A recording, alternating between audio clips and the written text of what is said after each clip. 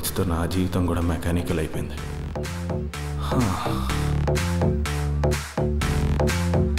ఇక్కడ వాస్తు బాగుంది. Excuse me.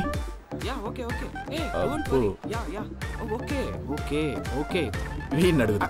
I will manage everything. Don't worry, please. Vasu. I will be there. I will be there, please. I will be there. Vasu. ఏంటి baby disturbance?